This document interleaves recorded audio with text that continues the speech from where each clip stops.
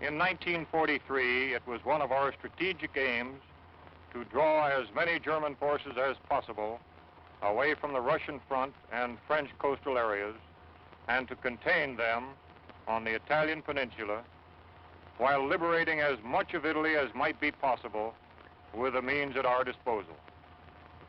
As the bulk of our supplies was directed to England for the forthcoming invasion, operations in Italy had to be conducted on an extremely limited scale.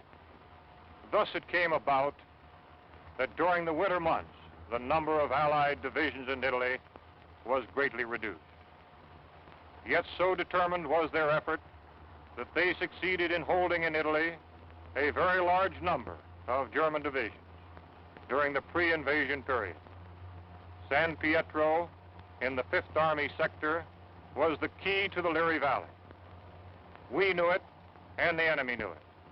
We had to take it, even though the immediate cost would be high. We took it, and the cost in relation to the later advance was not excessive. By its very nature, this success worked bitter hardships upon each individual soldier, calling for the full measure of his courage and devotion. The response of our 5th Army troops provides an inspiring page in our military history. To these individuals, living and dead, and to those who now continue in their tradition, this picture is dedicated.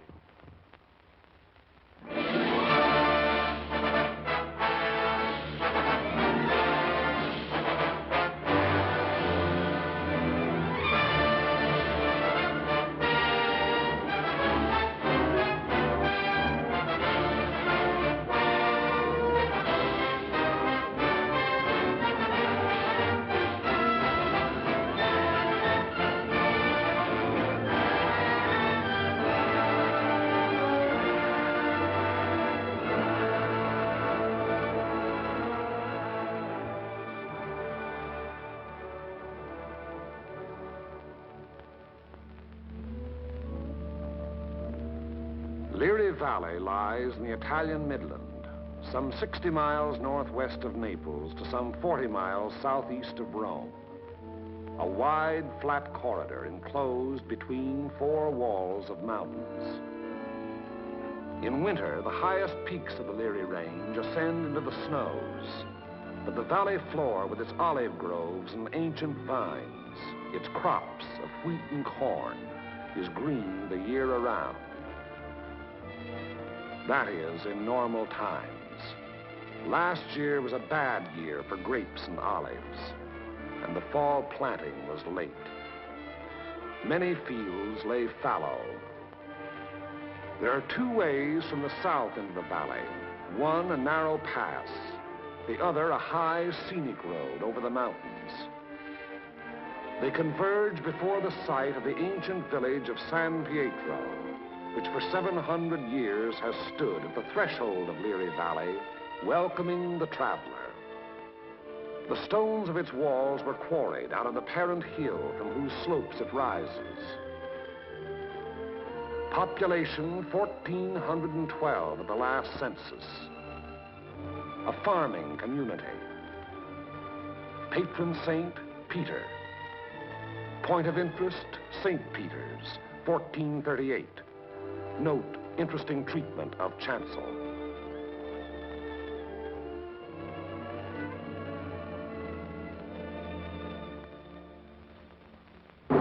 From the end of October 1943 until the middle of December, San Pietro and the surrounding ground was the scene of some of the bitterest fighting on our 5th Army front. The Italian campaign had entered its second phase, the push forward again, after a static period brought on by heavy seasonal rains. Our battle lines were haphazard as the terrain itself, with its flood-swollen rivers that twisted back and forth across our line of march so that each river seemed like 5. And where there was no river to cross, a mountain blocked our going, each peak ahead being a few meters higher than the last we had won, so that each new peak had to be fought for, the hard, uphill way, with the enemy looking down our throats. They had had time to fortify and camouflage their positions. No amount of artillery fire or aerial bombardment could force them to withdraw. That was for the infantry to do, employing those weapons that can find and destroy life in narrow trenches, caves, and fighting holes. It was up to the man with the rifle, the man under fire from all weapons, the man whose way all our weapons, land, air, and sea, serve only to prepare. It was up to the foot soldier to attack a hidden enemy over ground that was sown with mines, the anti-personnel S-mines that fly up at a footfall to explode beneath the groin. Nowhere along the entire front were enemy preparations more elaborate than in the San Pietro area. For San Pietro stands at the threshold of Liri Valley, and through Liri Valley, wide and level, runs the most highly prized length of road south of Rome. By early December, we had taken and were holding high ground to the northeast, east, and south of San Pietro, the Camino Maggiore hill mass being last to fall. An Italian brigade under Allied command had made a vain attempt to capture Mount Lungo, possession of which would have acted greatly to our benefit in the impending action. The Italians were all but annihilated. In view of their excessive losses, further operations against Mount Lungo's strategic heights were abandoned. And it was decided to make a direct frontal assault on enemy positions in and around San Pietro. Elements of the 36th Texas Infantry Division were rotated from position to position, overlooking the valley, so the troops might study the terrain ahead from various viewpoints.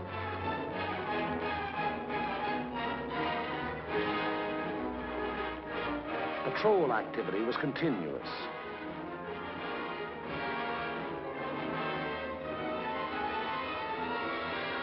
Day and night, units went out to reconnoiter the ground, draw fire, take prisoners, thus adding to the sum of our information about the enemy.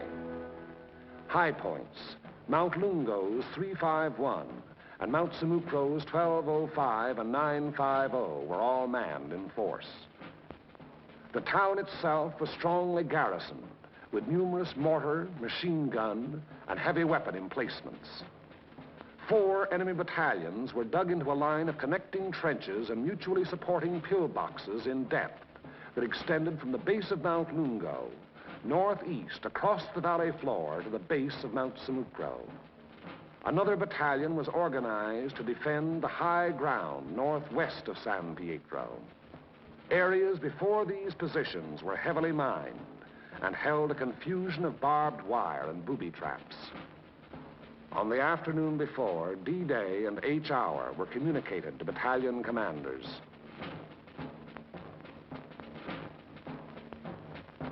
December 8th, at 0620 hours, the 1st Battalion of the 143rd Infantry Regiment to attack the summit of 1205, having moved up the mountain under cover of darkness, and upon achieving its objective to attack along the ridge to a point northwest of San Pietro. The 3rd Ranger Battalion likewise to attack 950, another feature of the Mount Simucro hill mass. The 2nd Battalion of the 143rd to attack over the terraced olive orchards northeast of San Pietro. The 3rd Battalion acting in support to follow the 2nd at 400 yards.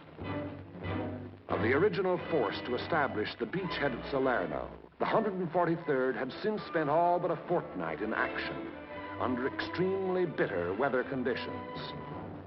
At Salerno, at the Volturno crossing, it had taken mortal punishment. The task ahead promised no less bloodshed, yet it was undertaken in good spirits and high confidence. The 1st Battalion began the long, rugged climb up Mount Simucro.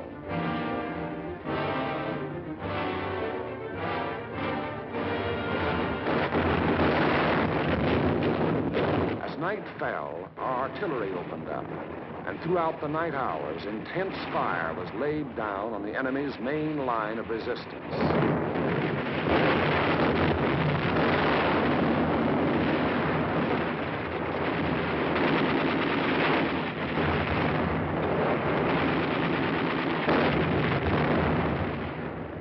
It had rained most of the night, and it was raining at each hour when the 2nd and 3rd Battalions crossed the line of departure.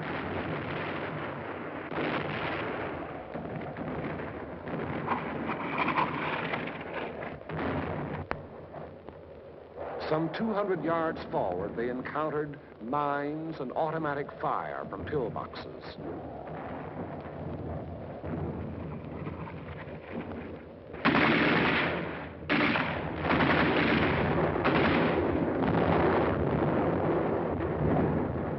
Artillery were deadly accurate by reason of excellent enemy observation from Mount Lungo, overlooking our advance,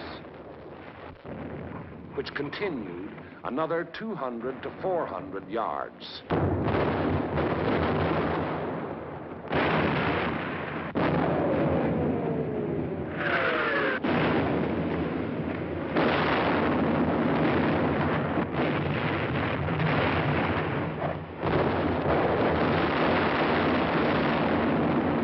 Many men gave their lives in attempts to reach pillboxes and throw hand grenades through the narrow gun openings.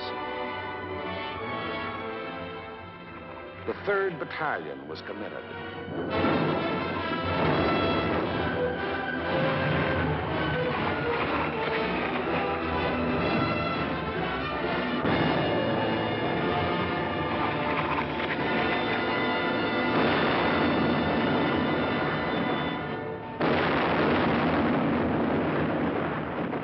But the advance never got more than 600 yards past the line of departure. Our initial assault on San Pietro had been repulsed with heavy casualties.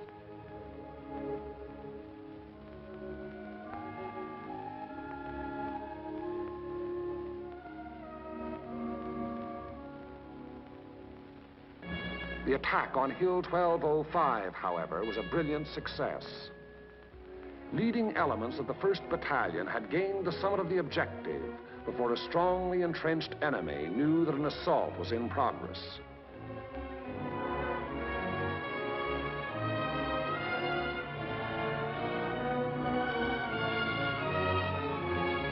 To the right of 1205, the 3rd Ranger Battalion had also captured its objective, but only after successive attacks and costly casualties.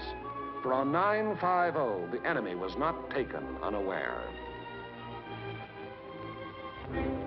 Counterattacks were to be expected on both 1205 and 950. They were not long developing.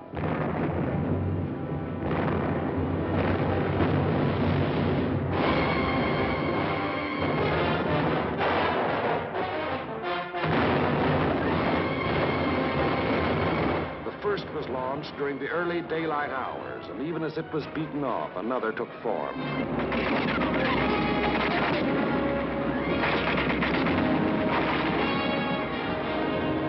Day and night they followed in unremitting violence.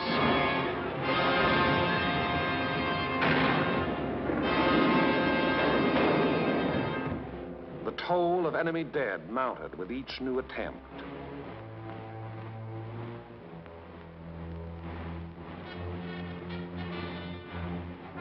But German prisoners captured on 1205 and 950 said they had been ordered to retake those positions at all cost. In addition to defending Hill 1205, the 1st Battalion, obedient to the field order, undertook the reduction of enemy defenses which were organized along the ridge running west.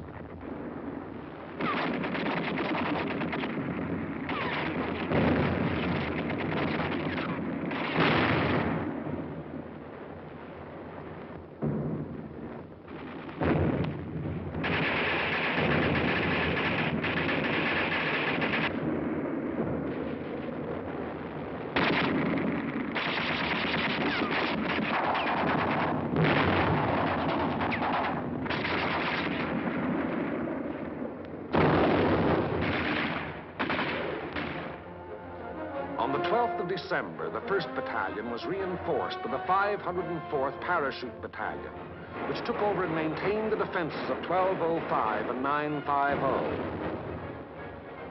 thereby enabling the 1st Battalion to throw its entire remaining strength into the assault along the ridge. But the 1st strength had dwindled and shrunk in the 5 days past, and there was now a question as to whether its existing numbers were sufficient to prevail.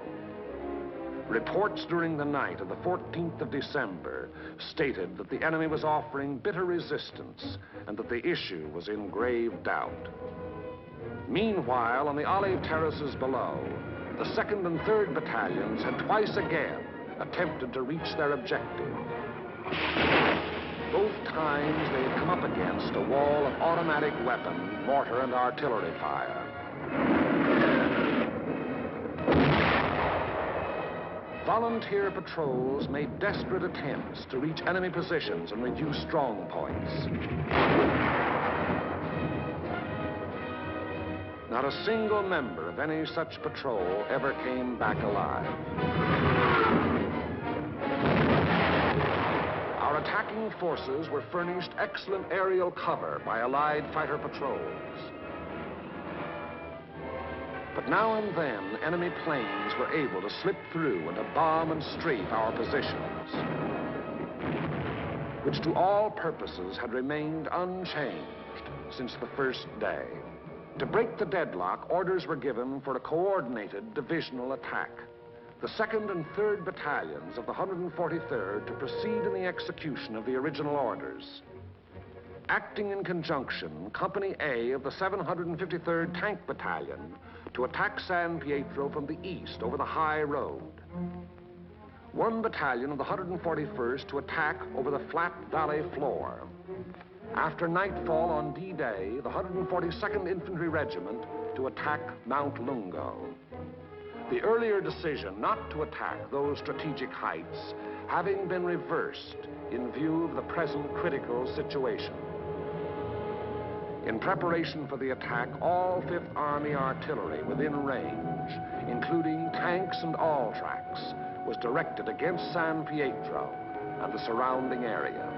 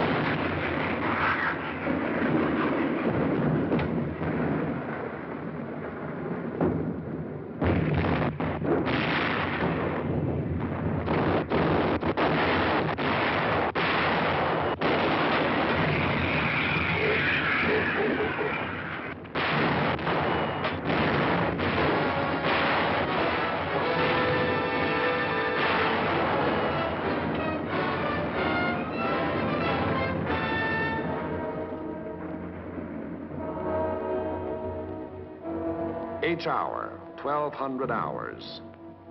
D-Day, the 15th of December. The 141st Infantry advanced some 400 yards from its line of departure, to be borne down and held powerless under the weight of enemy fire. The 2nd and 3rd Battalions of the 143rd advanced some 100 yards beyond their former positions to a point almost directly before forward enemy defenses. And for the 3rd time, they were forced to take such cover as the quaking earth could offer. And the tanks.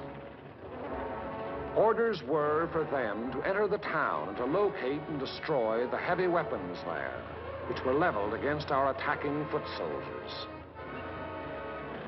The high road into San Pietro is a narrow mountain road, and from the beginning of its winding descent in the Liri Valley, it was under direct enemy observation.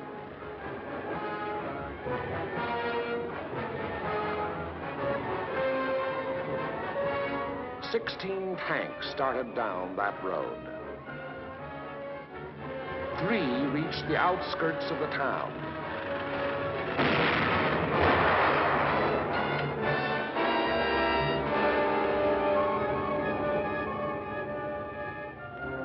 Of these, 2 were destroyed, and 1 was missing. 5 tanks were immobilized behind enemy lines, their crews having to abandon them. 5 tanks hit enemy mines within our lines and were thereupon destroyed by enemy gunfire. 4 tanks returned to the bivouac area. After dark, 2 companies, 1 from the 2nd Battalion and 1 from the 3rd, finally succeeded in penetrating enemy positions before San Pietro. But receiving both frontal and flanking fire, they were forced to retire.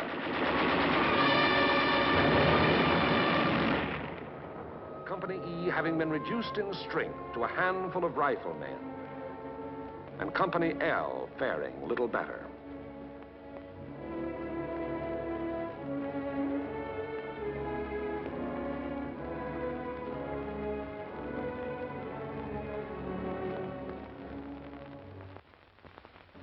On the Mount Samocro Ridge, the 1st Battalion fought its way to within a few hundred yards of the objective.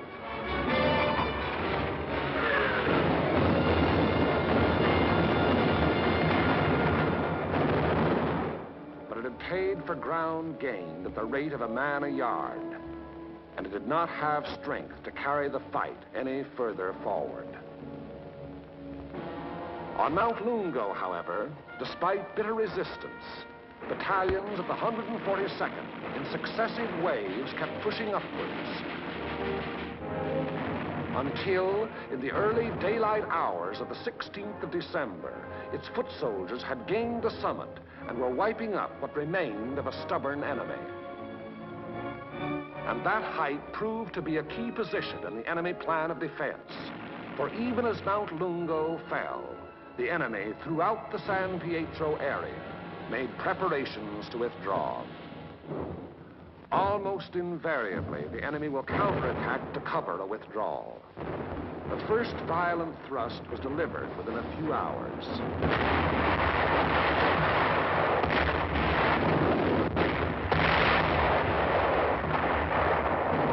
And thereafter, counterattacks came in waves, the roar of the last mingling with the rush and fury of the next to break. Many companies lost all their officers. Enlisted men came forward as inspirational leaders to rally their battered companies into resisting yet one more onslaught. Our own artillery was brought to fall within 100 yards of our front-line elements. After 5 hours, during which the earth never ceased to tremble, counterattacks ended, indicating that the withdrawal of the enemy's main body had commenced.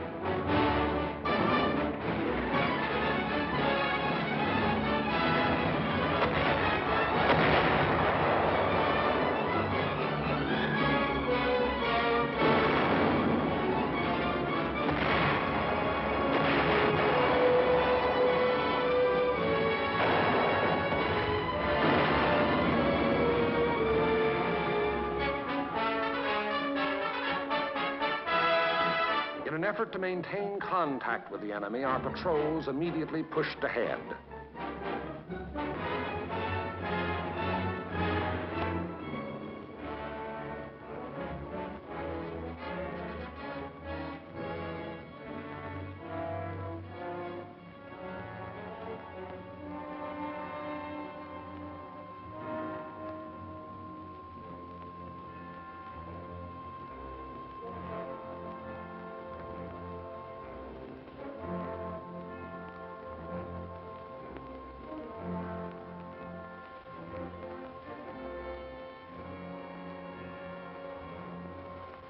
Entering the town, they discovered that San Pietro was ours for the taking.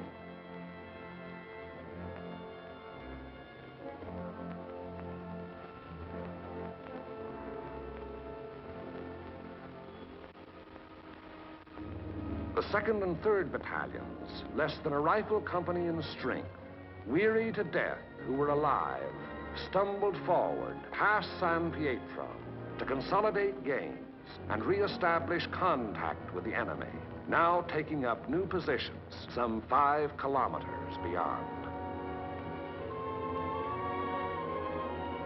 That is the broad shape of the Battle of San Pietro, which was but the first of many battles in the Erie Valley. It was a very costly battle.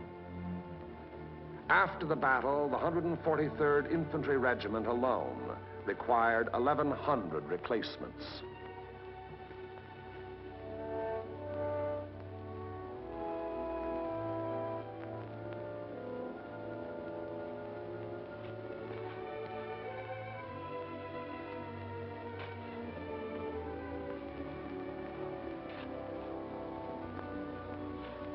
The lives lost were precious lives to their country, to their loved ones, and to the men themselves.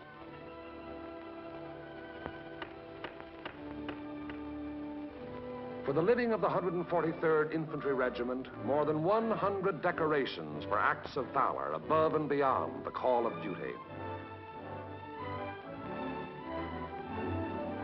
Many among these you see alive here have since joined the ranks of their brothers in arms who fell at San Pietro. For ahead lay San Vittore and the Rapido River and Cassino, and beyond Cassino more rivers and more mountains and more towns, more San Pietros, greater or lesser, 1,000 more. As the battle passed over and beyond San Pietro, westward, townspeople began to appear, coming out of their caves in the mountains where they had stayed in hiding during the enemy occupation. They were mostly old people and children.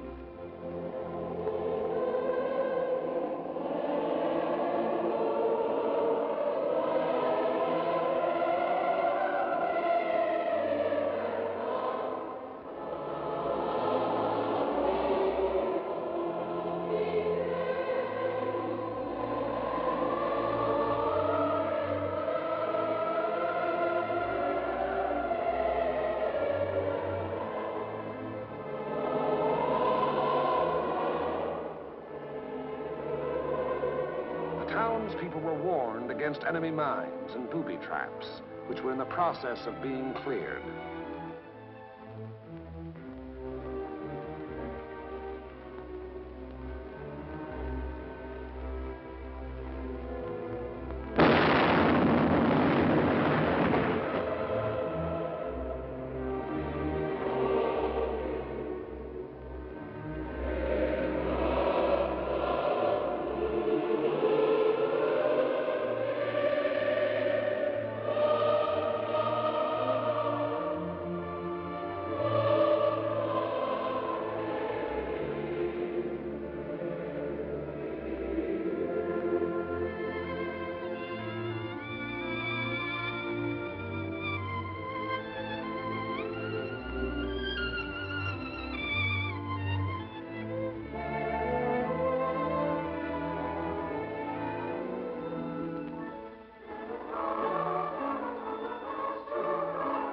Children are able to forget quickly.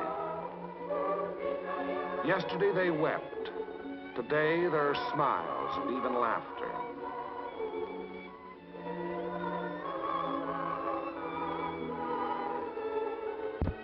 Tomorrow it will be as though the bad things had never happened.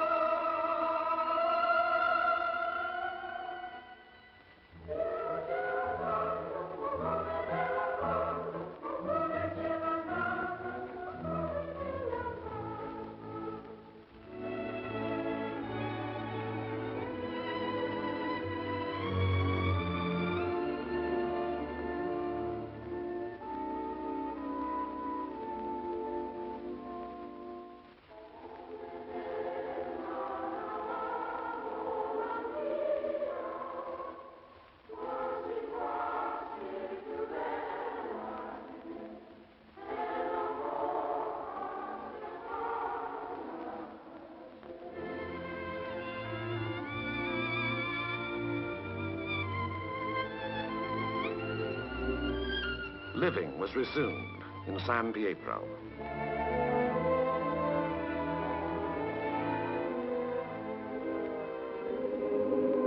Our prime military aim being to engage and defeat the enemy, the capture of the town itself and the liberation of its people is of an incidental nature. But the people in their military innocence look upon us solely as their deliverers. It was to free them and their farmlands that we came.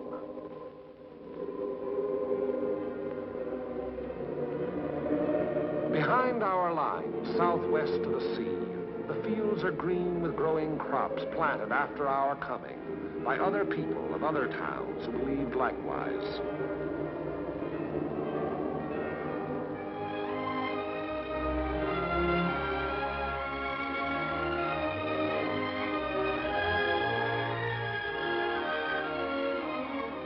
The new won earth at San Pietro was plowed and sown. It should yield a good harvest this year.